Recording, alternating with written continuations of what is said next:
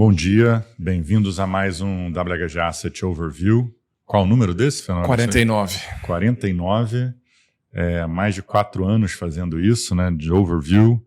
A empresa completou 5 anos, né, a Asset, o Long Bias, que foi o nosso primeiro fundo, completa 5 anos oficialmente em abril, só que em termos de anos calendários, vamos chamar assim, a gente completou 5 anos, né? Então, a gente achou que era um marco, e a empresa também, então a gente achou que era um marco importante a gente vir aqui e falar um pouco do que foram esses 5 anos, né, Fenólio? Talvez um pouco nossa visão para os próximos 5 anos.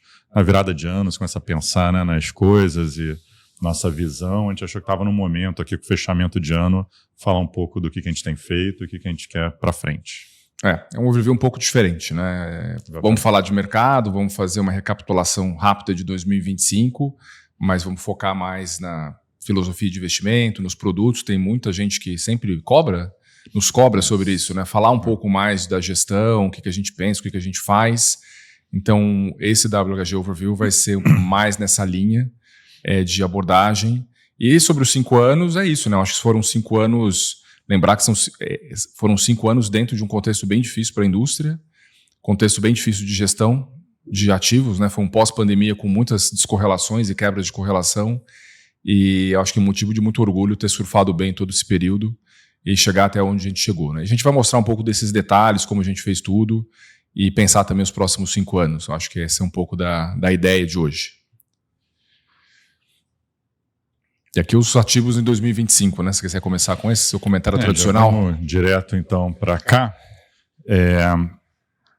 Então, acho que teve um ano, né, bem interessante, né? Dá para ver aqui o ouro como destaque, logo em seguida a Europa, logo em seguida mercados emergentes, Brasil, China, ativos brasileiros de renda fixa.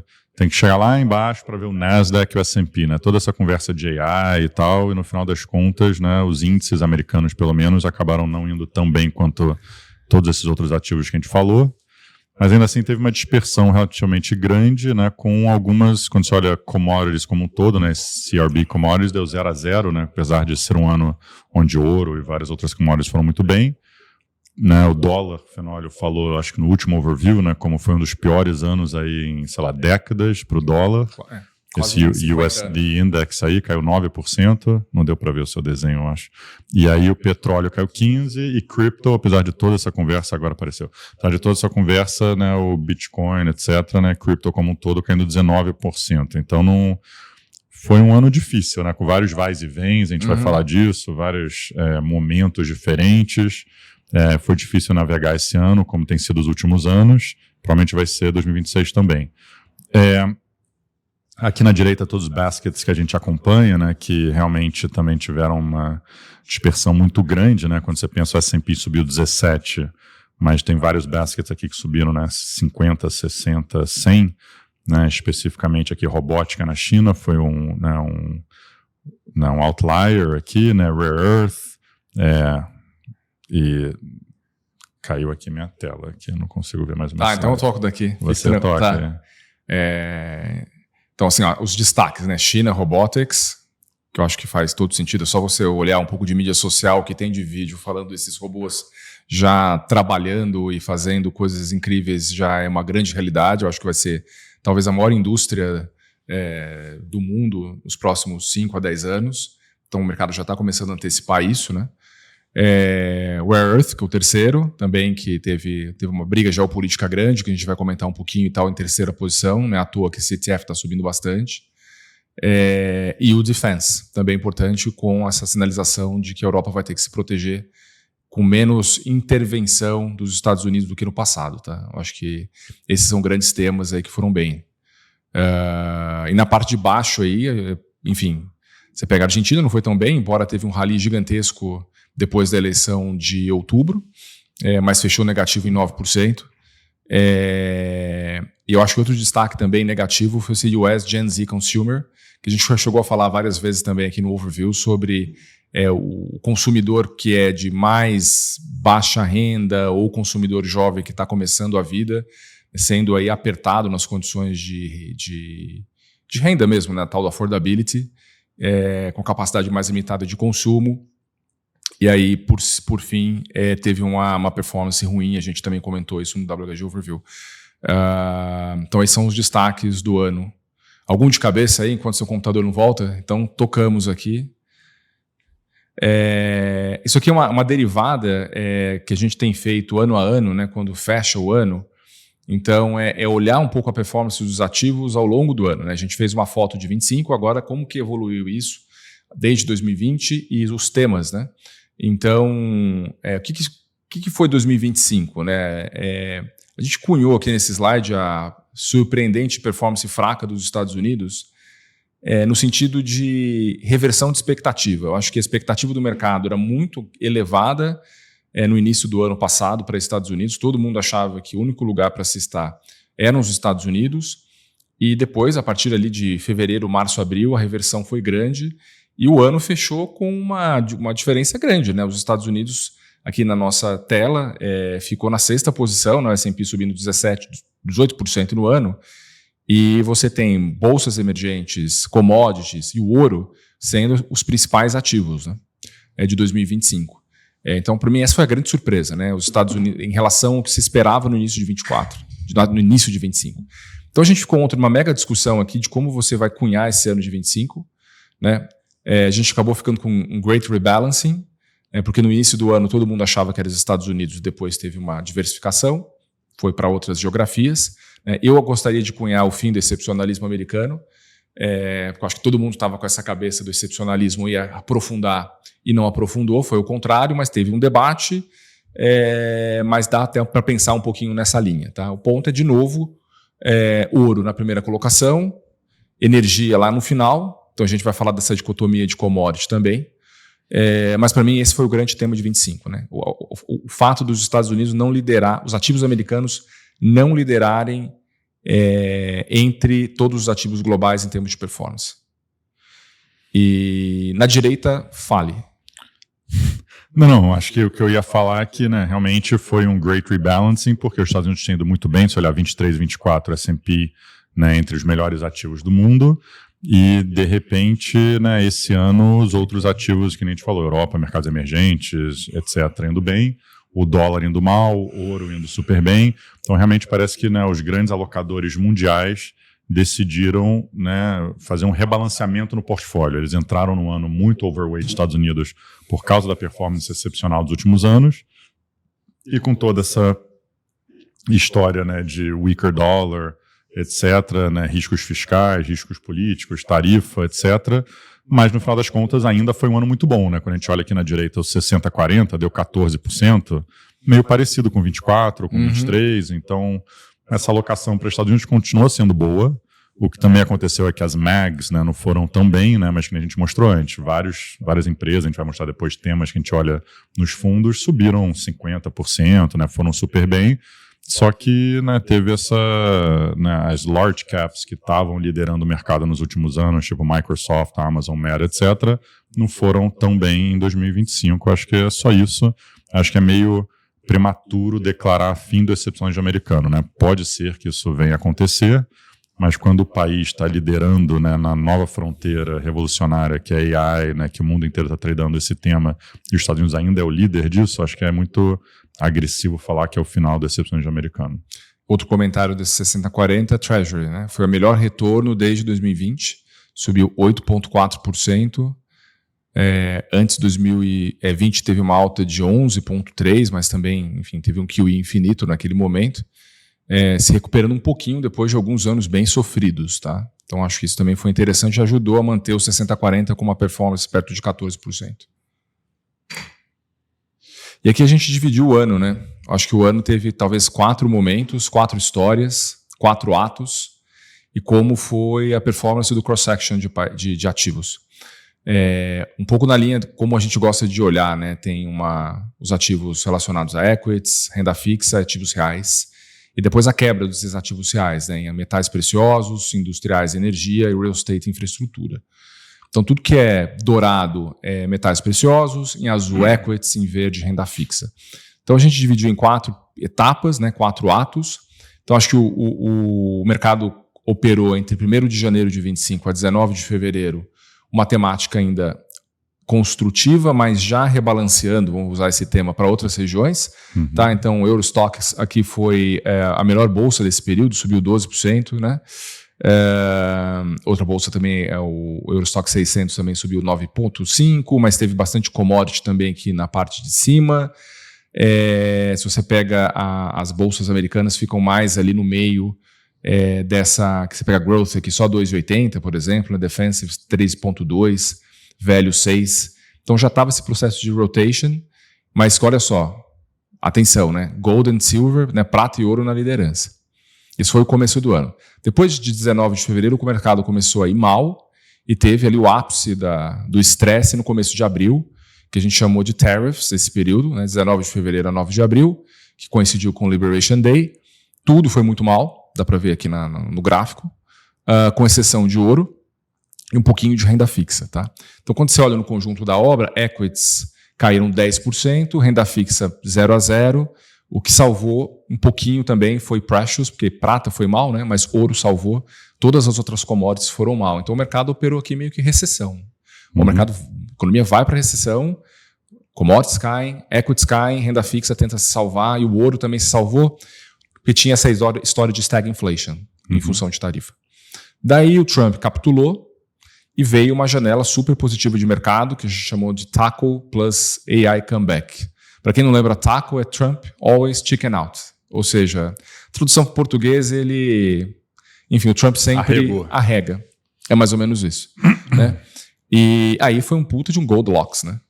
Porque você teve equity subindo na média 20%, renda fixa também subiu, e daí precious também explodiu, né? Subiu 45% na época, mas todas as commodities subiram, né? Só perdeu dinheiro quem ficou no dólar, mas tudo subiu de novo com a liderança de algum metal precioso.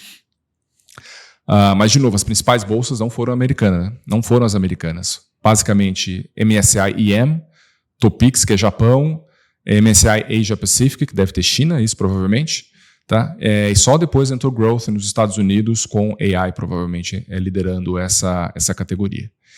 E a partir de 10 de outubro até o final do ano, o mercado ficou mais de lado, ficou mais choppy, vamos dizer, né? Mais volátil.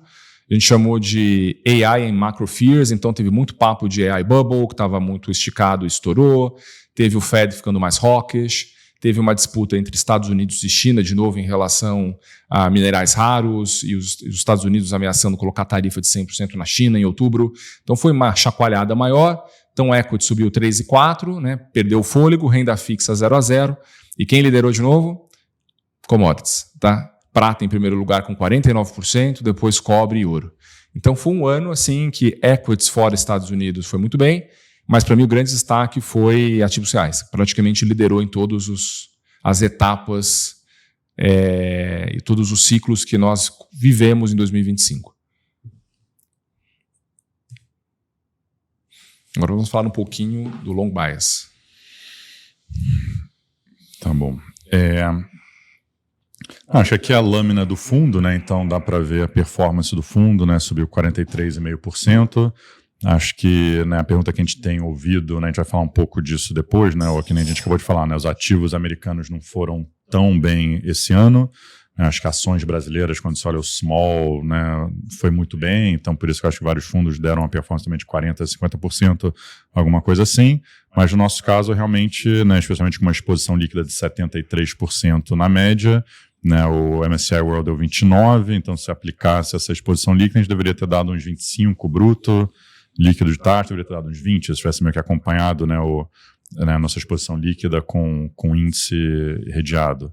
Realmente, então, a gente, né, conseguiu performar muito melhor do que isso. E então, né, quando a gente olha o agregado do fundo desde o começo, a gente dá mais ou menos o dobro do MSCI World redeado, pouco mais do que o dobro do benchmark e do CDI. Então, vamos lá. A gente ouve muito, né, o que vocês fizeram para chegar nesse resultado. Então, a gente quis trazer alguns slides para falar um pouco disso. Eu estou com um pouco de delay aqui na tela, então estamos fazendo ao vivo, né? Quem sabe faz ao vivo, como diria a graça aqui, né? Então, aqui no primeiro slide, a gente está falando um pouco da gestão ativa que a gente faz, e a gente falou um pouco disso em outro overview, que a gente mudou muito, por exemplo, né, a exposição geográfica. Acho que a gente pegou esses 4 atos aí que o Fenólio falou, né, a gente realmente teve a cabeça certa no começo do ano de estar mais diversificado. A gente via que o excepcionalismo americano estava meio que no high, o posicionamento estava muito agressivo. A gente entrou no ano bem comprado nos Estados Unidos, acho que nem todo mundo, mas a gente cedo, lá, né, sei lá, final de janeiro, começo de fevereiro, reduziu drasticamente, ficou net short Estados Unidos, né, em fevereiro, então bem antes logo antes da queda, se você pega aquela janela já que o Fenólio mostrou, a gente estava bem comprado em Europa, bem comprado em, sei lá, Ásia, que era China na época, um pouco de América Latina, e com um portfólio mais defensivo. A gente conseguiu navegar, então, bem isso. Quando o Trump chickened out, que o Fenólio mostrou, a gente já aumentou agressivamente Estados Unidos, especificamente tecnologia, ficou net short Europa, que realmente demorou para voltar, porque todo mundo estava meio comprado na Europa e foi pego meio no contrapé. Foi aumentando a Ásia, mas aí a Ásia era outras coisas, Coreia, e, né, ações específicas meio, né, idiosincráticas, assim, tanto na Coreia quanto no Japão, que são empresas globais. E também, né, a América Latina se manteve, a gente voltou a ter de novo, e então a gente conseguiu pegar essa volta, e aí ao longo do ano a gente foi mexendo e tal, nessa exposição líquida, né, por exemplo, no final do ano a gente está aí pequeno nos Estados Unidos, mas com uma exposição bruta muito grande, pegando esse rotation aí mais comprado em ações de consumo, cíclicos, financials, que a gente vai mostrar depois, e vendido, né, em coisa tipo índice, que eu acho que, né, a gente achou que ia underperform, as mega caps, que, né, ficaram underperforming, e pegou um pouco essa Ásia aí no final do ano. Aí dá para ver na direita aqui, a gente quis quebrar, né? Porque é muito fundo, é meio long only, que as pessoas olham aqui, especialmente no Brasil, quando pensa internacional. Eu acho que o que a gente tem feito, que é um pouco diferente, é isso. A gente fica short e long, aqui tem atribuição de performance, aqui na direita, né? Do que a gente ganhou dinheiro ou perdeu dinheiro, né? E em long e short ao longo do ano, por região. Então acho que fica bem claro, né, que no agregado a gente ganhou dinheiro, né, em todas as regiões. Esse mix normalmente são hedges e tal. Né, e aqui a gente usou os 4 atos que o Fenólio explicou e como é que a gente conseguiu performar nesses 4 atos. No começo do ano a gente começou o ano ganhando dinheiro, por mais que estava difícil, que nem o Fenólio mostrou, excluindo o ouro e tal, né, algumas bolsas subiram, mas não as óbvias. Naquela correção lá a gente ficou 0-0, enquanto o S&P, esqueci quanto caiu lá naquele outro slide. Eu acho que chegou a cair 10%. Porque a gente não colocou o S&P, a gente fez a quebra, né? Mas se você pegar as bolsas aqui, elas caíram... Growth, sei lá... Growth caiu 13%, quase 14%. Exatamente. Então acho que, né, os fundos... Double digits, certamente. Quando a gente pensa nos hedge funds lá fora, que a gente acompanha, tiveram uma queda muito forte aí, né, até esse período, no primeiro semestre, e a gente ainda estava com uma né, posição...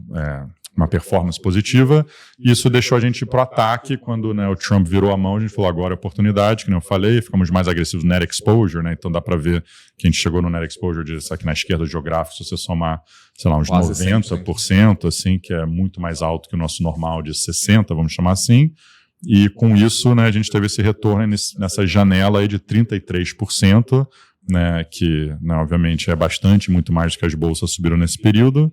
E eu acho que também teve o stock picking aí, que a gente vai falar um pouco de temas que a gente pegou, né, eu acho que a gente mostrou aqui, né, os índices não foram tão bem, mas a gente pegou o que era AI mesmo naquela época, né, era tipo semicondutores, o ecossistema do ChatGPT, OpenAI, não necessariamente, agora é só comprar S&P, a gente falou isso na última live, né, que acho que em 23 e 24 você ganhou dinheiro só falando, não, Estados Unidos não vai entrar em recessão e eu vou comprar as mega caps porque AI is real, né? E aí você ganhou muito dinheiro em 23, 24, 25 foi um ano mais de diferenciação, então acho que não era só isso que a gente está mostrando aqui de regional, mas além disso, né, o segundo nível de escolher, né, as suas apostas. E aí no final do ano, né, teve muita volatilidade, tanto com medo de shutdown, recessão, desemprego, né, nos Estados Unidos aumentando, o Fed sendo hawk, né, todo medo que Gemini passou ChatGPT, as empresas estavam overinvesting, será que Oracle vai quebrar, todas essas coisas.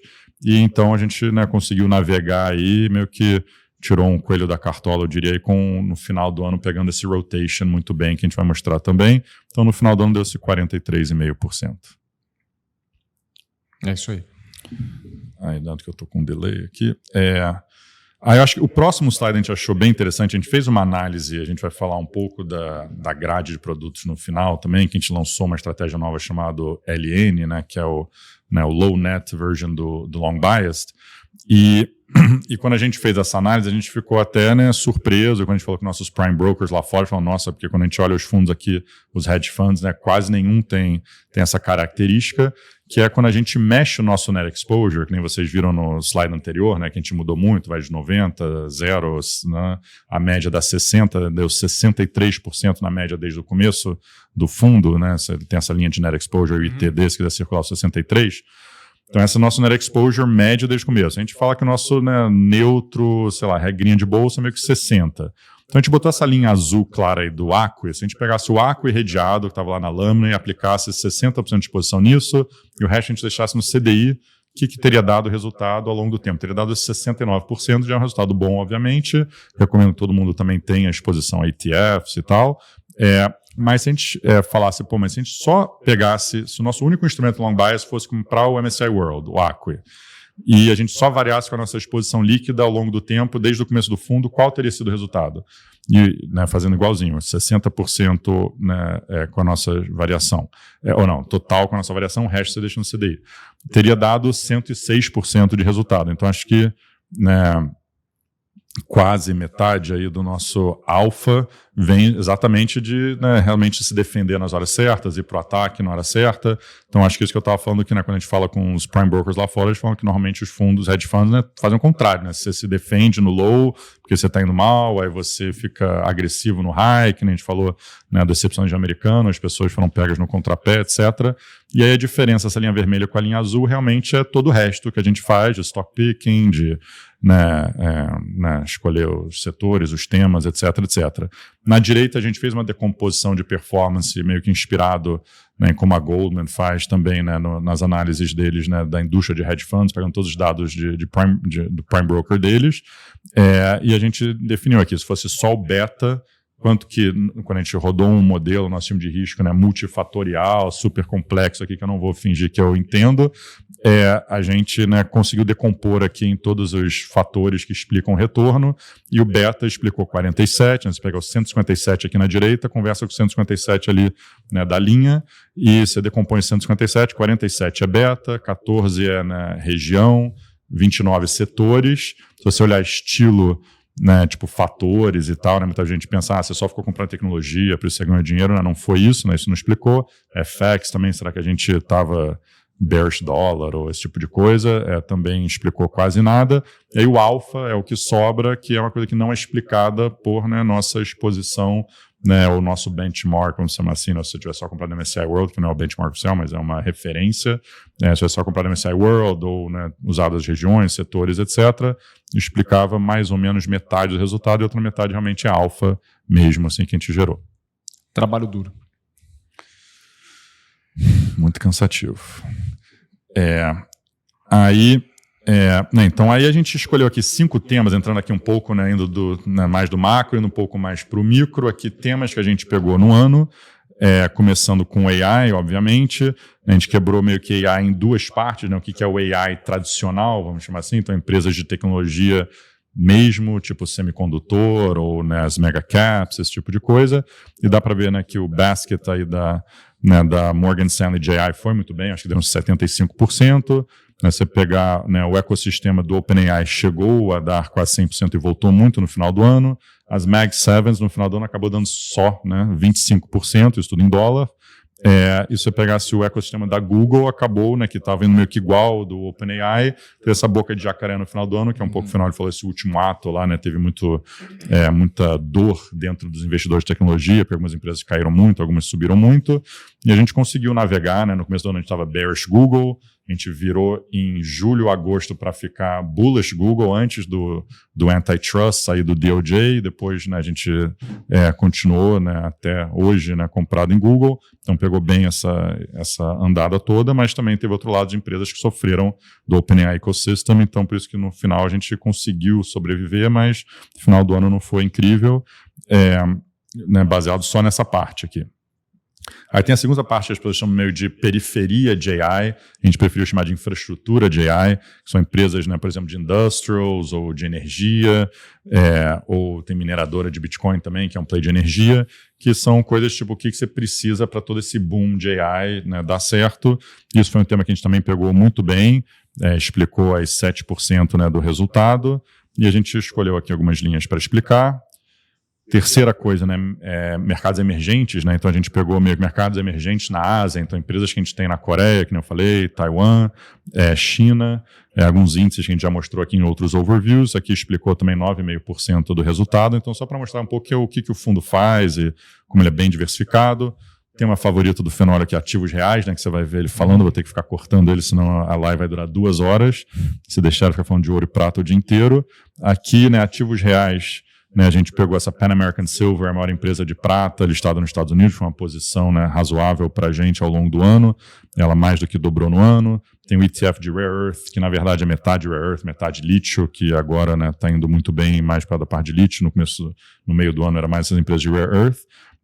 As mineradoras de cobre, né, que também subiram quase 100% aqui, e aí a gente só botou como referência energia, que a gente botou como referência lá as MAGs, né, que não subiram tanto quanto o tema de AI, aqui a gente botou como referência energia, que normalmente quando você pensa em ativos reais, era o grande ativo real, né, alguns anos atrás, que não subiu quase nada, isso aqui são empresas de energia, então a gente não botou nenhuma commodity aqui, são tudo equities.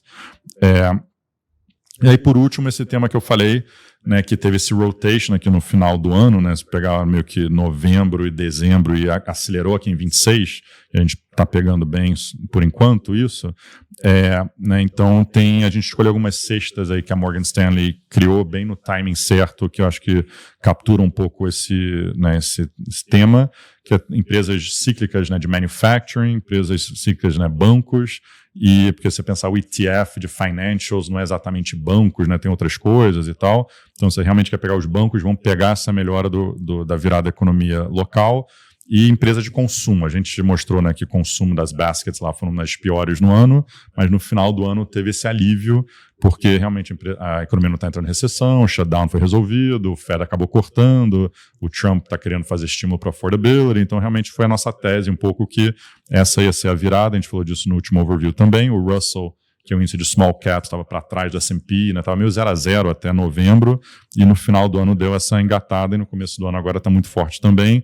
Então acho que a gente só quis dar alguns exemplos, é somar tudo aqui essas exposições, todos esses retornos, né, explica bastante aqui do retorno do fundo ao longo do ano, acho que bem diversificado. E aqui um último slide aqui do Long Bias que a gente fez, com todos os retornos por ano, que eu acho que antes a gente falava meio do retorno no agregado desde o começo, mas, né, eu acho que é legal ver uma foto de onde que a gente acertou, tanto em single names, né, em ações, tanto na ponta long quanto na ponta short, e também em ETFs, né, quando a gente opera muito índices, baskets, que a gente fala aqui bastante, ETFs, tem milhares de ETFs nos Estados Unidos, então de vez em quando a tese dá para ser expressada de uma forma diversificada, mais líquida, e é fácil de entrar e sair, futuros, etc., a gente também opera dessa forma. Então aqui eu acho que a gente quis quebrar, né, 5 anos, que nem a gente mostrou aquele slide do Fenório, cada ano teve um tema diferente, esse ano foi rebalancing, né, antes era bifurcação, etc. Nosso portfólio também mudou muito ao longo dos anos, então acho que é para mostrar que a gente é bem diferente de só comprar o S&P ou, né, um long only tradicional, que as pessoas normalmente têm acesso aqui, ou até os hedge funds tradicionais lá nos Estados Unidos que a gente descobriu em 22 e no começo de 25, que são muito focados em tecnologia, essas empresas de qualidade de consumo, né? Normalmente é isso que eles operam, né? Empresas de qualidade e muito com viés comprado, que não muda tanto o net exposure e não muda tanto o portfólio, né? Acho que aqui a gente consegue ver, né, em 2025, né, por nossos 2 maiores winners, né, empresa na Coreia e uma empresa no Japão. Nossos short a gente pegou bem nessa ideia de consumo indo mal nos Estados Unidos lá para, sei lá, julho, agosto, setembro, outubro. Então, restaurantes acabaram aparecendo e varejo aí também, né, como shorts que deram resultado. Ironicamente, né, a gente virou a mão, então não chegou a estar no top aqui 5, mas a gente ganhou dinheiro em dezembro comprado em várias dessas ações, e em janeiro desse ano, por enquanto, também. Nessas ações de consumo a gente acabou virando a mão, então acho que é esse tipo de coisa que a gente faz. Acho que a gente tem vários exemplos aqui. Tesla, por exemplo, em 24 foi um dos melhores shorts do fundo, em 21 também, mas em 23 foi um dos nossos melhores longs, né? Então acho que, para dar um exemplo de como que a gente muda, né? Meta foi o maior winner long aqui da história do fundo, a gente ganhou dinheiro short aqui em 26 também, então a gente realmente, né, muda de opinião e navega e está cobrindo essas empresas. Outra coisa que quando a gente conversa com os gringos, eles ficam surpresos, né, que a Argentina, né, dá para ver o basket de Argentina, a gente foi um dos poucos fundos que realmente comprou a Argentina no final de 23, ali, quando o Milei foi eleito, e surfou a onda em 24, quando acho que subiu, essa cesta que a gente criou, subiu uns 300%, triplicou, subiu 200%, triplicou, e em 25 a gente estava zerado, e a gente meio que zerou no final de 24 e nem estava, né, querendo saber mais, acho que estava muito crowded, muito diferente, não é o nosso, né, core aqui. Mas aí quando teve aquela eleição de Buenos Aires e a nossa cesta estava caindo mais de 50% no ano, e, né, quando a gente olhava os dados lá, que a gente tem acesso e tal, a gente pensava, pô, realmente não mudou tanto a política, acho que o Milei ainda vai conseguir ganhar, mas todo mundo que eu falava lá fora falava, pô, não aguento mais, né, eu comprei, todo mundo normalmente comprou no final de 24, quando estava meio que o consenso, e sofreram muito, e a gente conseguiu pegar bem aí essa volta, acho que subiu uns 80% a nossa cesta desde que a gente comprou. Acho que tem vários exemplos aqui, né? Acho que esse slide dá para conversar horas, a gente quis trazer aqui só um pouco para as pessoas entenderem o tipo de coisa que a gente opera, né? Tanto na ponta long quanto na ponta short, acho que mudou muito ao longo dos anos, né? Em 22, quando foi um ano muito difícil para a Bolsa, que a gente ficou positivo, dá para ver Société Générale aí foi um dos maiores winners, a gente teve vários outros bancos europeus, né? Se juntar o tema Banco Europeu foi bem relevante, era talvez uma das nossas maiores apostas, e a gente ganhou dinheiro no short tecnologia, né? Empresas de tecnologia e tal, tanto em 21 quanto em 22. E em 23 foi o contrário, né? Todos os nossos longs, praticamente, a gente ganhou dinheiro, foi em tecnologia, então a gente virou a mão nesse sentido. É um fundo dinâmico, né? No fundo é isso. E também tem empresas europeias, né? Galderma, uma empresa, né, de beleza suíça, que a gente entrou desde o IPO, foi uma posição muito grande em 24, então, não, acho que foi um contribuidor muito grande. Hut 8, uma empresa mineradora de Bitcoin, que a gente fala aqui, que a gente, né, teve uma posição relevante, tanto em 24 quanto em 25, que explicou muito resultado.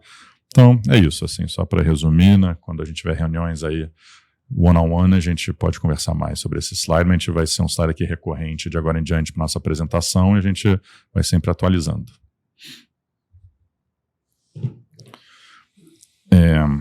Agora a gente vai falar do Foundation. Então essa mudança. A gente falou aqui dessa nossa estratégia, acho que alguns meses atrás, a gente falou um pouco, né, virou WHG Asset, deve ter sido a primeira live 6 meses atrás, virou WHG Asset. E o Foundation a gente chamava de Global Allocation, né, porque era uma estratégia que a gente criou mais para wealth, né, para fazer o offshore dos clientes. Na época, agora vai fazer 3 anos que a gente fez isso.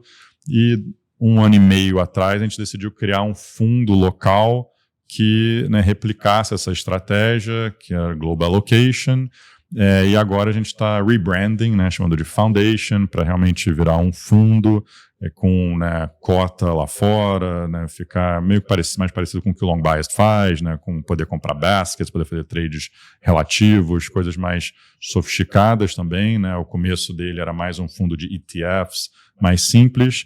Isso aqui a gente vê como uma alocação moderna, né. Antes de eu entrar nos detalhes que a gente já vai falar, ano passado deu 25%, né, então a gente ficou até, né, surpreso quando a gente olha contra os multimercados locais e tal, né, que num ano que o Brasil não foi tão bem, quer dizer, o Brasil foi excepcionalmente bem em todos os ativos, e quando a gente olhava os ativos americanos não foram tão bem, como que a gente estava, né, no top dos rankings assim, dessa indústria, e com uma volatilidade, eu acho que mais padrão de multimercado. Então, eu acho que para o cliente brasileiro está acostumado com esse mundo de multimercado, né, o vol de 7, né, e é um fundo que cobra até, né, menos que o multimercado, tem uma liquidez também muito alta.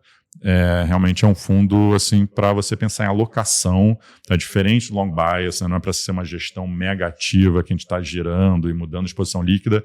Isso aqui é mais o que eu faço com o meu dinheiro lá fora.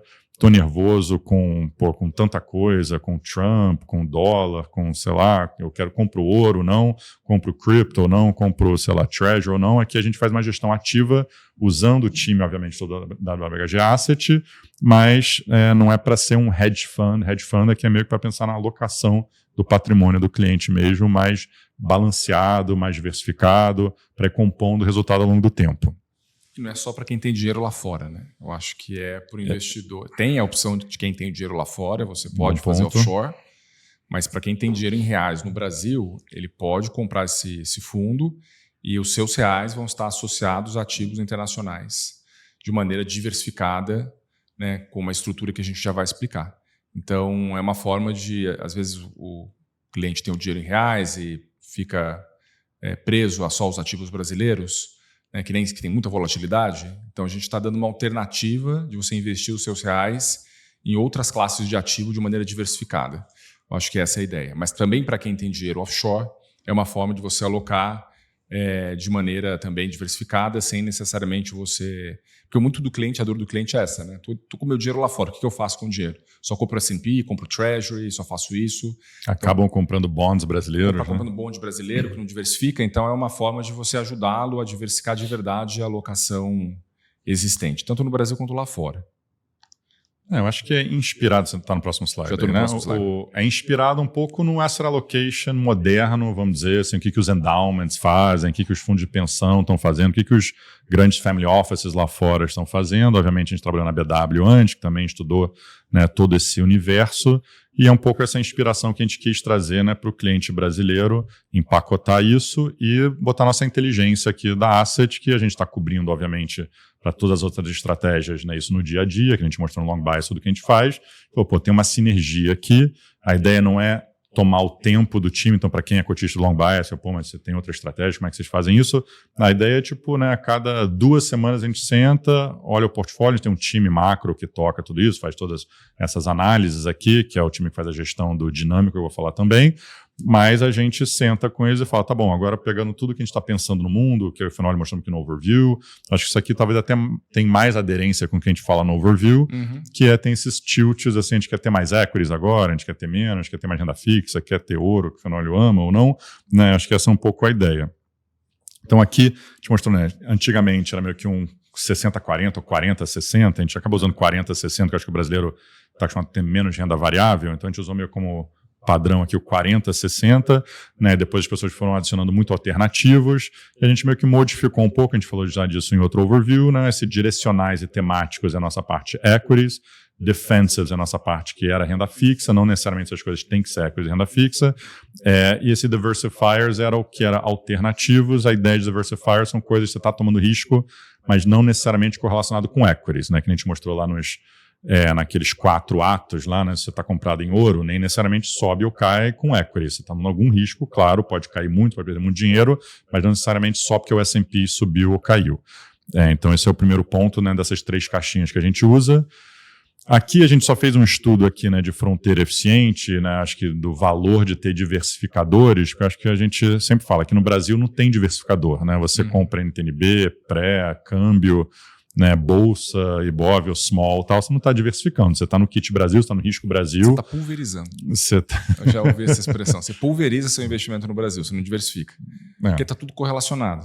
Exato. Em vez de você concentrar uma coisa que você acredita e conhece, você acaba diversificando e está no risco Brasil, do mesmo jeito, mas não está diversificando, né? Então essas curvas aqui parecem meio intimidadoras, assim, mas a ideia é um pouco simples, assim, né? O que você quer no teu portfólio? Seu ideal é você ter mais retorno com menos risco, né?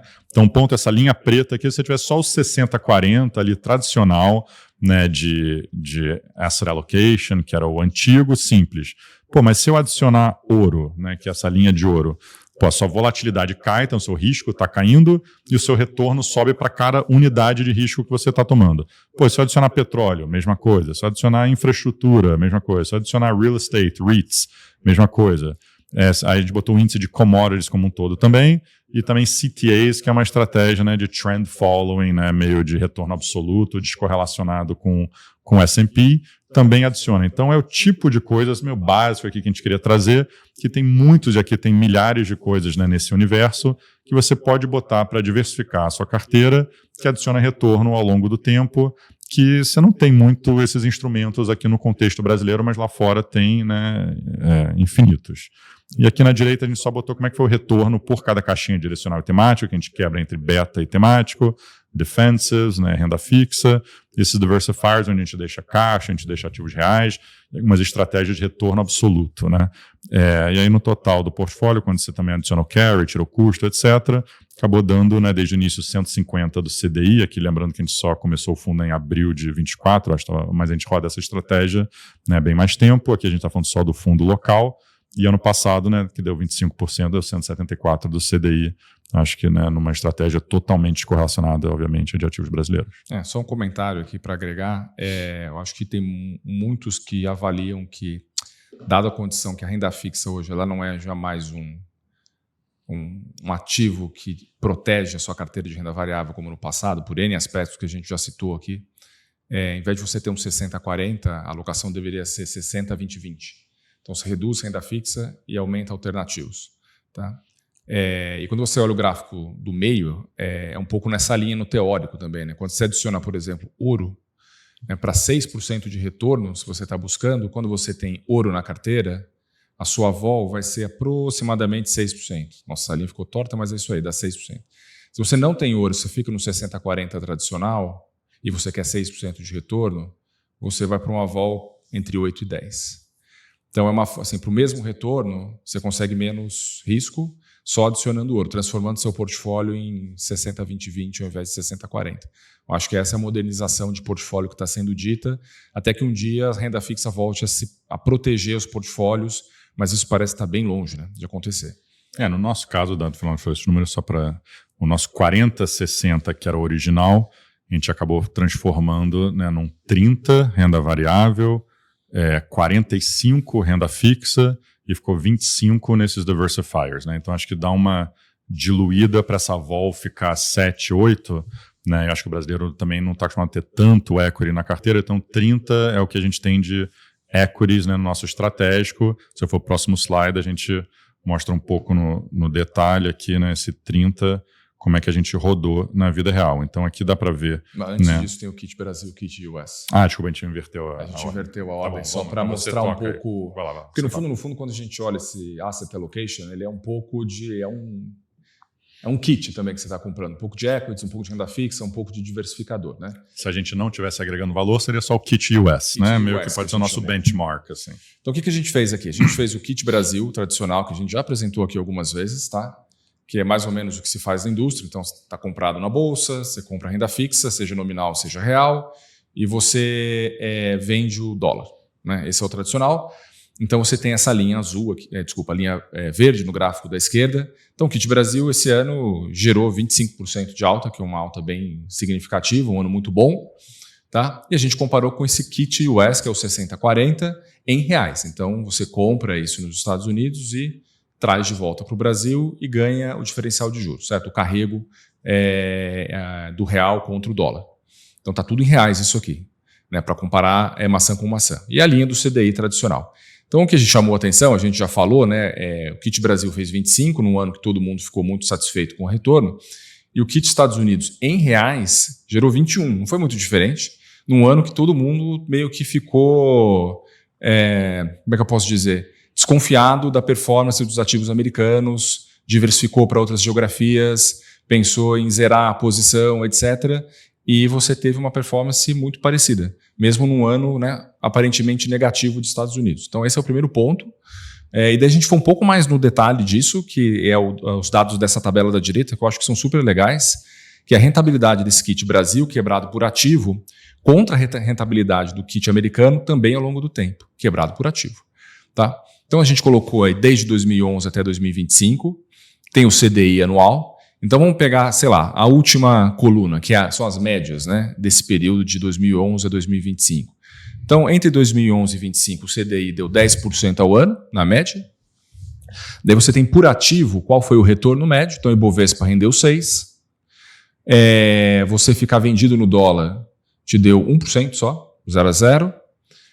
E renda fixa no geral te gerou 11% de ganho em média. Então o Kit Brasil gerou 8% de nominal de retorno, médio, nesse período, que dá 79% do CDI. Certo? Foi isso. Agora vamos pensar o Kit americano. Né? Então você comprou o S&P em reais, a Treasury em reais, e carregou isso desde 2011. Então o S&P em reais deu, em média, 21% ao ano, nesse período. E a Treasury, com todos os problemas na margem, ainda gerou 9%. Ou seja, o kit americano deu... É o CDI, né? Tu não falava grande CDI, só que é Treasury, que todo mundo reclama, basicamente acabou dando CDI também. Deu CDI. E olha que a Treasury caiu 24% em reais em 2022. Sim. O kit Estados Unidos, em reais, deu 17% ao ano, o que dá 180 do CDI. E a diferença do kit US para o kit Brasil, 9 pontos percentuais, né? Em média, nesse período 11,25. Então, quando você vê essa coisa de alocação, uma alocação global versus uma alocação Brasil, a alocação global simples te gerou um resultado muito superior à alocação brasileira. Tá? Então, isso é o simples. Né? Se você trabalhar essa alocação global, né, com gestão mais ativa, com diversificadores, acompanhando isso no detalhe, você consegue gerar ainda mais valor do que gerou aqui. Então, acho que esse é um bom comparativo, né, da riqueza de você ter uma diversificação global versus uma diversificação brasileira ao longo do tempo. Não sei se você quer adicionar alguma coisa nisso aqui, eu acho que é interessante. O que eu queria adicionar era meio que, né, o que o Finoli falou. Originalmente a gente montou esse slide que era para falar quão bem o Kit Brasil foi, né? Porque se você só pegar a linha do Kit Brasil, 25 foi um dos melhores anos dos últimos 15 anos, né? O único ano que foi melhor foi lá 2016, foi o ano do impeachment e o ano que a China fez aquele estímulo bizarro, então foi o melhor ano de mercados emergentes assim da década. E o Brasil especificamente, né, teve impeachment e Temer, etc.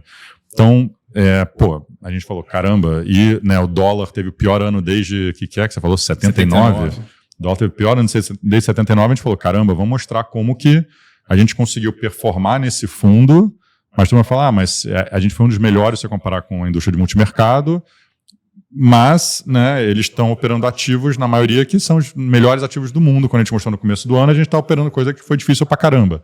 Era um pouco essa ideia. E aí a gente chegou e falou, pô, na verdade não foi tão pior assim, né? 21 contra 25, até que quando você bota o carrego, etc., né, os ativos americanos sobreviveram bem.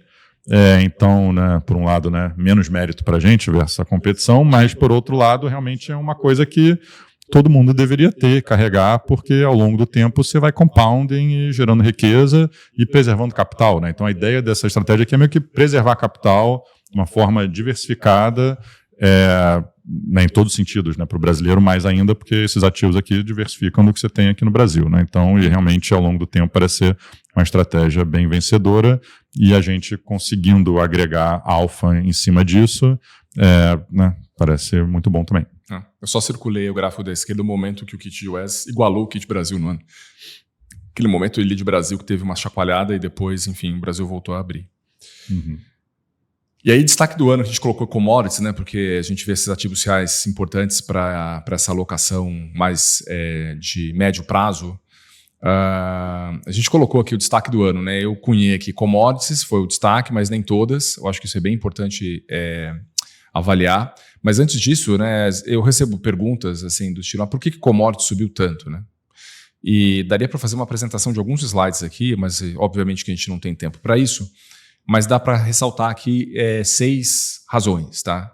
Que todas somadas geram esse movimento que temos visto. Então, vamos pensar mais o lado econômico. Acho que o primeiro é o lado da oferta. Eu acho que tem anos de subinvestimento nesse setor.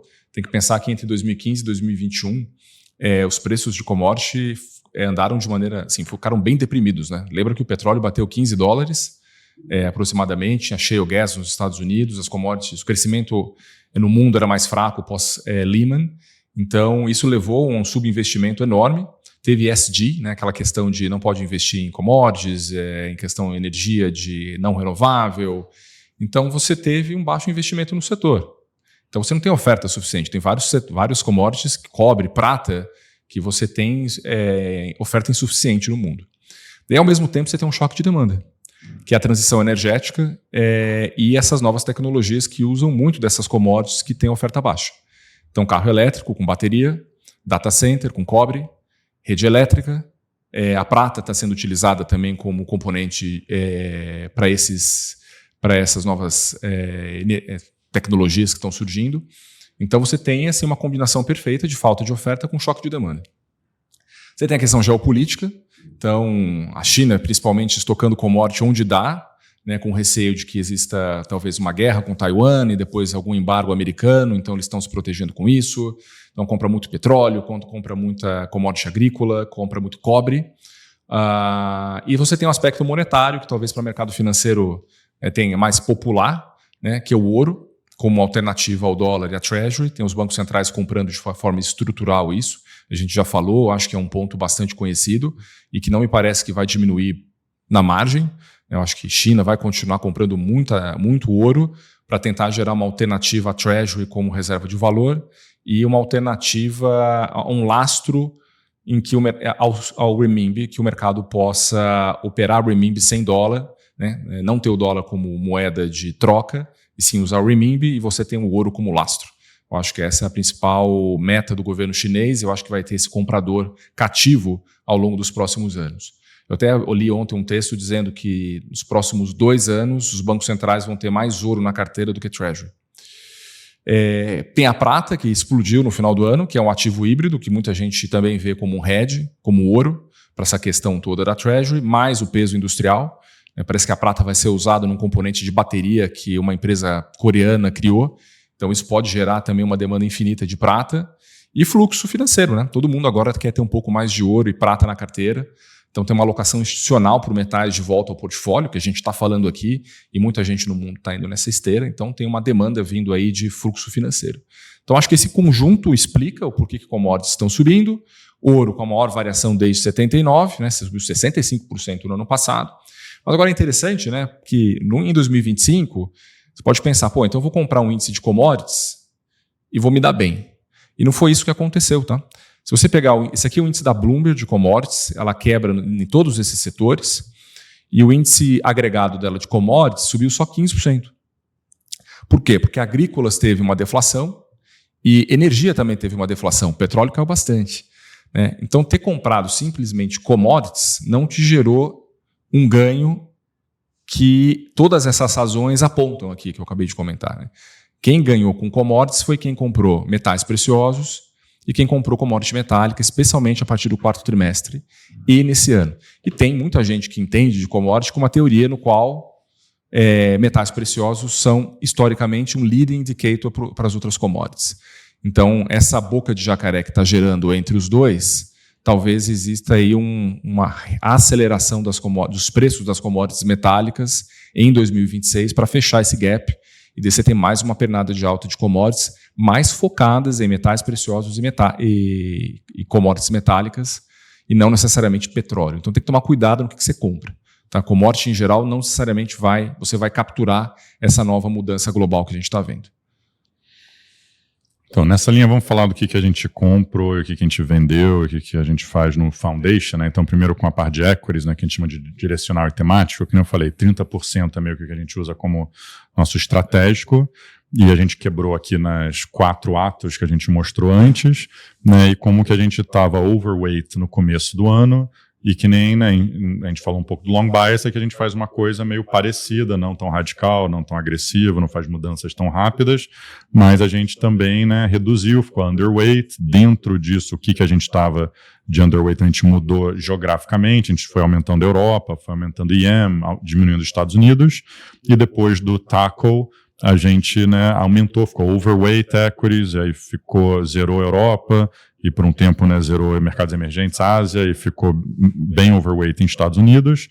E né, a gente foi mudando ao longo do ano e no final do ano mais em mercados emergentes e tal, e pegou também esse movimento. Então acho que em equities, né, dá para ver um pouco assim de como que a gente opera essa parte do fundo, né? Acho que foi um bom resumo aqui, né, nesse ano bem volátil, para vocês entenderem um pouco o que é, né? Então a gente está meio perto desse 30%, a gente não vai para 0 e 100, que a gente faz long bias, mas a gente tem esses tilts, e dentro dos tilts a gente escolheu o geográfico, também daria para olhar, né, a versão meio setorial, quando a gente tinha mais tecnologia, tinha mais financials, etc. A gente também faz uma mudança nesse sentido. Dentro de tecnologia, né, por exemplo, sei lá, cybersecurity era um tema bom, ou internet, de repente agora a gente quer mais, ou antigamente a gente tinha software, ano passado a gente não teve, então dado que a gente acompanha isso no dia a dia no fundo, a gente também seleciona os ETFs um pouco mais granular, aqui a gente deu só o exemplo geográfico, mas não tanto, né, os temas e tal que a gente operou, que também a gente pegou bem. aqui né, na parte de diversifiers, o Finório acabou de falar, né, que se a gente fosse um asset allocation meio passivo, né, por exemplo, né, eu acho que a Goldman faz um portfólio que a gente acha, né, bem sofisticado, com asset allocation e tal. Eles têm um índice de commodities que acabou dando quase 0-0 no ano, né? E a gente foi olhar porque tem agrícolas, né, tem petróleo, tem gás natural, né, tem todas essas coisas. Então acho que teve muito mérito do time aqui, que a gente, dentro de ativos reais, né, lembrando, diversifiers tem ativos reais e tem retorno absoluto. A gente deu um zoom aqui na parte de ativos reais, retorno absoluto acabou que foi bem também, mas aqui dentro a gente poderia ter tido real estate, a gente já teve no passado, né, a gente poderia ter tido, que não falei, agrícolas e petróleo, etc., mas a gente focou em, né, commodities, tanto precious quanto industriais, então pensa ouro, prata e cobre, etc., e na parte de infraestrutura também que a gente manteve empresas de infraestrutura que foram bem, e também dentro de infraestrutura também alguns temas que a gente gosta, por exemplo, solar, né, umas coisas assim.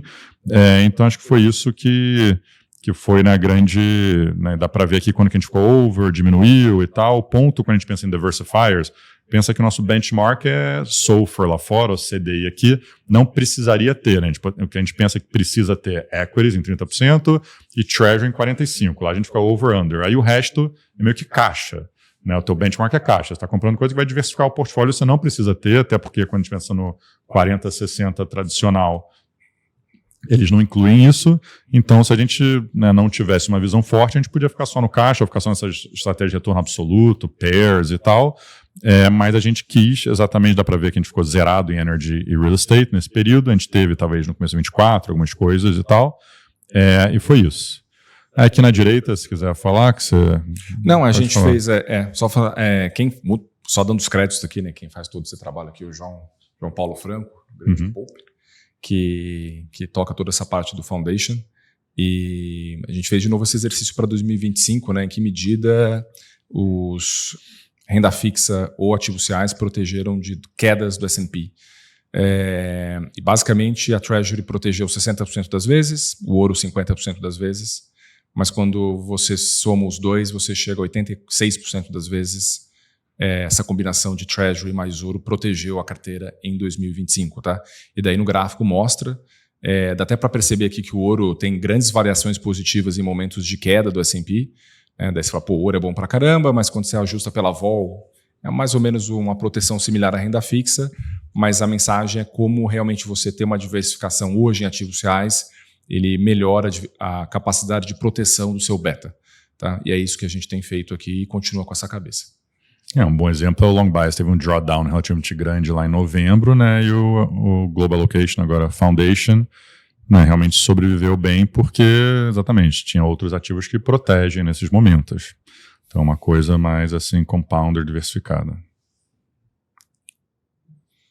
Agora vamos falar do dinâmico. Falar do dinâmico, né, a gente não está com tanto tempo assim, então vou tentar acelerar um pouco, mas o dinâmico é a nossa estratégia sistemática, eu acho que a nossa proposta de valor que a gente vai trazer no último slide, ou nos últimos 2 slides mais claro, a gente quer trazer essas estratégias que estão na fronteira, né, do investidor internacional para o cliente brasileiro também, né? Então, pensa que eu falei várias vezes, que os endowments, pension funds, family offices estão fazendo lá fora, e essas estratégias sistemáticas é uma coisa que está crescendo bastante no mundo inteiro. É uma coisa difícil de entender, realmente tem que ter um time dedicado para isso, mas é super descorrelacionado de tudo que tem, a gente vai mostrar. Então, uma estratégia que ano passado esse universo não foi tão bem, a gente ainda conseguiu entregar próximo do CDI, mas ao longo do tempo é uma estratégia que a gente acredita bastante e que, quando a gente mostrar aqui, vocês vão ver que ao longo do tempo acho que é uma coisa que deveria ter na carteira também, até você pensar num asset allocation normal, ter naquele bucket de retorno absoluto que eu falei, porque não tem correlação com ativos. No ano que o S&P cair muito, esse negócio pode subir e vice-versa. Então é uma coisa diferente para ter. E explicando o que quer dizer, né? Então, basicamente, quando você pensa em retorno, que nem a gente falou aqui na versão Foundation, você tem o beta tradicional, que é só comprar ETF, com o direcional. Você tem alpha, né, que é um gestor que faz gestão ativa, que a gente mostrou no Long Bias, o alpha que a gente gerou. E você tem outra coisa, são esses prêmios alternativos, né? São prêmios de risco que existem no mercado, bem diferentes, né, em termos de classe de ativo, região, estilo, etc., e cada um tem suas idiosincrasias, mas acho que com um método quantitativo você consegue meio que ficar recebendo esses prêmios alternativos. Então a gente mostra, você identifica um prêmio, você desenha uma estratégia e você implementa com consistência. E qual que é a vantagem disso? Que nem eu falei, você é diversificado, você é eficiente, transparente, você vê o que está fazendo e não tem emoção, não é um negócio que você vende no low, compra no high, etc. E o que a gente construiu aqui foi fazer realmente uma carteira bem diversificada disso. É quase como se fosse um fund of funds, uma curadoria que a gente faz de milhares de estratégias que tem por aí e escolhe qual que a gente acha que é a melhor forma. Aqui a gente escolheu alguns exemplos só para explicar. O brasileiro está muito acostumado com carry, então uma coisa que ao longo do tempo dá resultado. Claro que quando tem umas correções, o Fed aumenta juros, as moedas que tem carry vão mal, mas ao longo do tempo isso dá dinheiro se você fizer de uma forma diversificada, sistemática, com algumas regrinhas e tal. Equities tem essa dispersão que você consegue capturar a diferença da correlação implícita que tem entre as ações específicas e o S&P. Então, com os bancos, você consegue construir um jeito de arbitrar isso. Outro exemplo, é um mundo bem grande de dispersão de equities lá fora.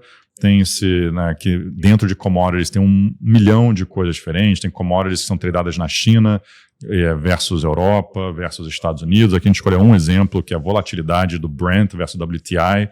De vez em quando essas coisas descasam e aí você fica tentando capturar esse prêmio, porque ao longo do tempo deveria convergir. Então, tem momentos que isso é ruim, por exemplo, sei lá, no Irã, se tiver alguma mudança lá, talvez o Brent vai descolar um pouquinho do WTI, mas se você pensar no longo prazo, as coisas convergem. Então, se isso aqui é uma coisa que você tem no seu portfólio de, sei lá, 50, é uma coisa que ao longo do tempo você vai bem, quando isso vai indo mal, outra coisa vai estar indo bem, essas coisas meio que se compensam. Dividendos também é um mercado de futuros que tem na Europa e nos Estados Unidos gigantesco, super líquido. Na Europa as pessoas realmente cobrem isso há muito tempo e por várias razões, fundos de pensão, etc., querem garantir um dividendo das empresas e eles decidem, eu quero garantir que eu vou receber esse dividendo para poder pagar os meus clientes, cotistas, não sei, e ter essa remuneração estável, previsível, porque são, especialmente empresas de seguro também, e aí gera esse prêmiozinho de risco. Se você comprar o dividendo, você vai ter um prêmiozinho versus o que está precificado no mercado. Tem momentos tipo Covid que as empresas cortam todo o dividendo e você se ferra, então esse é tipo de coisa. Está tomando riscos sempre, mas são riscos que no agregado, quando você monta uma carteira diversificada, fica bem diferente de um portfólio tradicional. Aí, aqui é só o que a gente fez um mapeamento. A gente falou no último slide, tinha, sei lá, milhares e milhares de estratégias, a gente mapeou. Então, acho que a gente gosta de falar, não tente fazer isso em casa, A gente já falou isso no passado. Tem muito fundo que a gente conversa que chega um banco lá, fala com eles, quer ver essa estratégia sistemática? Essa aqui parece legal, deixa eu botar aqui no meu fundo e tal. A gente já até contemplou no long bias, botar essas estratégias, a gente vai ver, cara, é muito complexo, e você comparar com todos os outros bancos, cada banco tem um tipo diferente, os custos são escondidos, nem sempre é transparente o rebalanceamento, então a gente... E para um indivíduo, se você é, sei lá, um family office, quer fazer isso, você tem que ter relacionamento com vários bancos, porque cada um traz alguma estratégia diferente. Então, o que a gente tem? A gente tem relacionamentos com vários bancos, a gente compara as estratégias de todos eles, e a gente mapeou 3 mil, então a gente tem acesso, a gente tem ISDAs, que se chamam, com vários bancos, que você somar todas as estratégias que a gente mapeou, classifica, organizou, dá mais de 3 mil estratégias que a gente tem acesso. A gente tentou separar aqui para vocês conseguirem visualizar por asset class, equities, juros, crédito, commodities, moedas e coisa que é cross-asset, que mistura todas essas coisas. O número e que tem em vol carry, linear carry, momentum, value, trend, volatilidade, vol RV, outros estilos e coisas defensivas. Coisa defensiva, esse mercado cai, te defende, etc. Então, que a quantidade é gigante, a gente está monitorando todas elas e tentando montar uma estratégia aqui, um fundo que é bem diversificado, com vários que a gente acredita que vão dar retorno ao longo do tempo. E aqui a gente mostrou só, né, um pouco, né, como que é totalmente correlacionado, né? Então o índice, né, o Fenório até comentou, pô, mas por que você está com esse eixo aqui tão grande aqui, né, quando a gente estava entrando na sala? Tem um erro no gráfico. Tem um erro no gráfico, será que né, nosso marketing não formatou direito? Não, e realmente o ponto é que a correlação é basicamente zero com todos os ativos. Então, quando a gente olha versus a indústria local ou internacional, por mais que você tenha um fundo, né, macro, sei lá o que, normalmente você acaba tendo alguma correlação com os índices, e nesse caso a gente fez de propósito, né, a meta do time é ter um fundo que não tem correlação direcional. Então, né, o S&P pode subir, a gente pode não ganhar dinheiro, o S&P pode cair, a gente pode, né, também ir bem, é totalmente meio que não tem a ver com esses pontos e, obviamente, né, com ativos brasileiros mais ainda, né, totalmente nada a ver com eles. A gente pegou todas essas caixinhas que a gente mostrou lá em cima, Linear Carry, Momentum, etc., que é o que a gente monitora aqui, né, quando a gente tem nossa reunião semanal, né, e realmente mostrou que, na média, as estratégias acabaram dando um pouquinho negativo no ano, sempre tem uma dispersão grande, teve algumas que subiram 20%, algumas que caíram 20%, e várias entre essas duas coisas, e é isso que a gente está montando e acompanhando aqui, tentando selecionar, né, quais são as melhores estratégias que diversificam a gente consegue chegar numa estratégia que a correlação é zero, que ao longo do tempo vai dar um retorno, né? Então, quando a gente bota o retorno 5 anos analisado, a média dá esse 3,5%, né, de excesso do SOFR, que a gente está pensando, né, lá fora, né? Então, a ideia é essa, traduzir para reais, você conseguir dar um CDI mais 3%, né, eu acho que seria, né, incrível, num negócio totalmente consistente, líquido, né, esse fundo agora vai virar D1, né, então realmente é uma coisa que você pode ter quase como um caixa, né, super diversificado, tentando dar esse CDI Plus ao longo do tempo, né, num ativo que, né, você não vai acordar e ver o crédito está segurando sendo invadido pela Polícia Federal, que nem hoje, né? Então não emocionante pela manhã. Você não vai ter esse risco, né? Pode ter outros riscos que você está tomando, mas pelo menos você não tem esse risco. É isso. Aí eu queria concluir um pouco, da hora que a gente falou dos 5 anos, o primeiro slide aqui é esses 5 anos, né, o que a gente pensou no business, e talvez para os próximos 5 anos o que a gente pensa no business. Não, acho que quando a gente começou aqui, né, dá para ver o AUM, né, baixíssimo, né, o Fenólio, todo mundo vai começar, pô, a gente vai montar um fundo internacional, mas qual o tamanho que esse negócio pode ter? Né? Acho que era isso que a gente se questionava. A gente olhava lá para fora e falava, pô, o maior asset class que tem na nossa indústria é equity hedge funds, né? Tipo, só que aqui no Brasil isso é percebido como um nicho, né? Como é que a gente bridge that gap, assim, né? Que no Brasil os fundos que tinham tentado para internacional não tinham crescido muito, né? Era centenas de milhões de reais, alguma coisa assim. Como é que a gente remunera um time que olha internacional? Como é que a gente vai ter acesso com nossas contrapartes para ter reunião, né, nas conferências de tecnologia, super competitivo, estamos competindo com fundos gigantes lá fora, né? Como é que esse business pode ficar de pé se ficar assim? Realmente a gente teve que acreditar, não, a gente vai quebrar essa barreira, a gente vai virar a referência aqui que faz internacional do Brasil, não tem por que não fazer isso, a gente, né, tinha parceria com, com a Wealth, com, né, nosso sócio também, a gente acha que a gente vai conseguir crescer, se a gente performar a gente vai crescer, e eu acho que a gente conseguiu realmente montar um time, não tem slide aqui para falar de tudo, né, mas nosso time bem experiente, agora a gente está com 3 pessoas baseadas nos Estados Unidos, eu acho que a ideia, acho que agora a gente está com um time bem redondo, bem senior, e eu acho que tem mostrado aqui os frutos, a gente tem acesso, acho que comparável com o hedge fund mesmo lá fora, quando a gente vai para as conferências, quando a gente fala com as contrapartes, e eu acho que a gente conseguiu crescer aqui, né, a asset aqui com, né, 8 bi hoje, né, que a gente pegou o fechamento de dezembro, já passamos aqui de 8 bi, e acho que é um tamanho que a gente já consegue, né, ser relevante, né, a família Long Biased passou de $1 bilhão, então acho que também, né, a gente é visto com nossos contrapartes como uma coisa relevante também. E aqui a gente quis só descrever, muita gente perguntou, pô, vocês fecharam o Long Bias, né, e agora, como é que vocês vão, por que estão fazendo isso? A gente está criando uma grade aqui de produtos, acho que um pouco mais claro, né, acho que para as plataformas a gente tem esse Casa Hedge, que é uma volatilidade de 8, que eu acho que é um pouco mais apropriado para o que, né, os clientes de plataforma estão acostumados. A gente sempre ouvia, pô, tem muita volatilidade, eu não entendo o que vocês fazem, o S&P não está caro, esse tipo de coisa.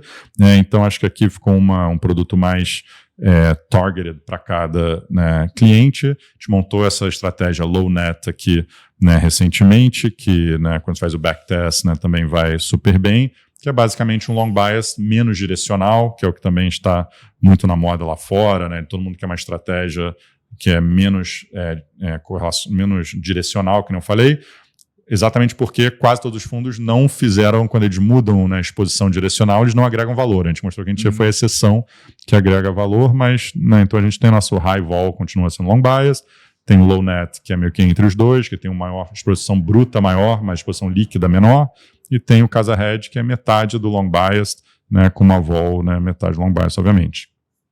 Tem o Foundation, que a gente gastou muito tempo aqui falando também. Tem essa vol mais ou menos de 8, né? Desde o começo tem rodado a 7, mas é mais ou menos isso, que a gente pensa como multimercado brasileiro. E tem a família Dinâmico, né? Que o RF Dinâmico é o que a gente focou ali nos slides. Tem uma vol de 2, né? Acho que a ideia é se posicionar meio que nesse mundo de renda fixa ativa que tem aqui no Brasil, mas obviamente sem ter crédito e sem ter ativos brasileiros, mas, né, operar nesse mundo de multimercado low vol, né, / né, renda ativa ativo. E o Alfa Dinâmico é a versão meio vol de multimercado dele, que é, né, mais alavancado. E a gente tem o nosso time de real estate também, que a gente acabou não falando muito aqui, imobiliário, tem um fundo imobiliário listado, mas a gente também tem os fundos de permuta, que, né, tem performado muito bem, faz uma carteira administrada aqui internamente. Então, quando a gente soma tudo isso, desses 8 bi, a gente botou um pouco, né, todos esses benchmarks ao longo do tempo, como o AUM foi crescendo, obviamente, não precisa nem falar, né, num ambiente que foi horrível para a indústria, né, de resgate, de encolhimento, de todas as categorias, tanto equities, macro, né, etc. Então, realmente, eu acho que a gente tem muito orgulho disso, que a gente montou nos últimos 5 anos. E o Fenoli também gostou de trazer aqui embaixo da overview, né? O número de views, né? A gente ficou curioso para saber isso. E, infelizmente, vem crescendo todo ano. Então, em 2022, o primeiro foi dezembro de 21, então não conta. Então, a gente pegou a média de 22, as visualizações no mês chegavam a 800. É bem pouco, né? E depois ele foi subindo, a gente conseguiu, acho que, transmitir a mensagem, né?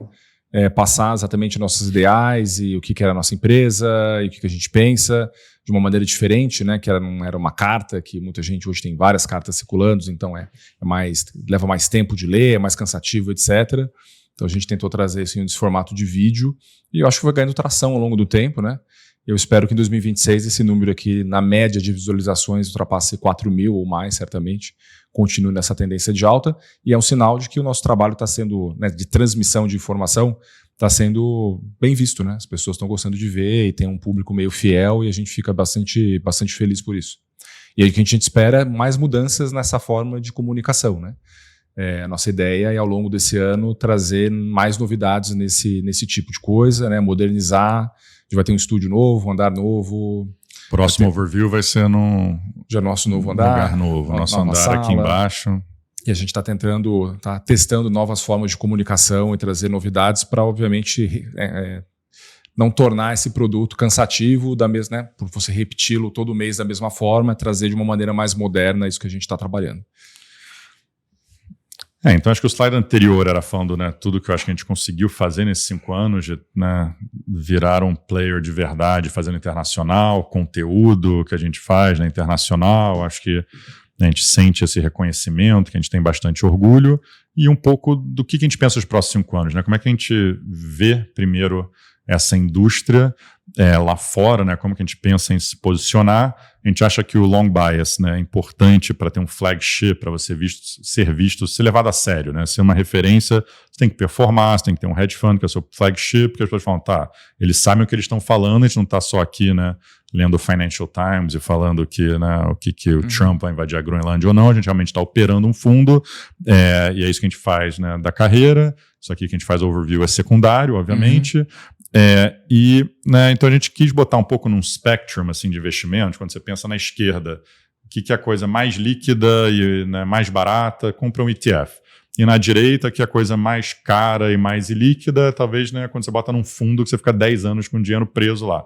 A gente pensa meio que é isso, né? O que normalmente você paga mais taxa numa coisa que o cara vai agregar muito alfa e você fica com dinheiro líquido, e você paga menos taxa e, né, você tem uma coisa que é totalmente beta, né, e líquido e com taxa baixa.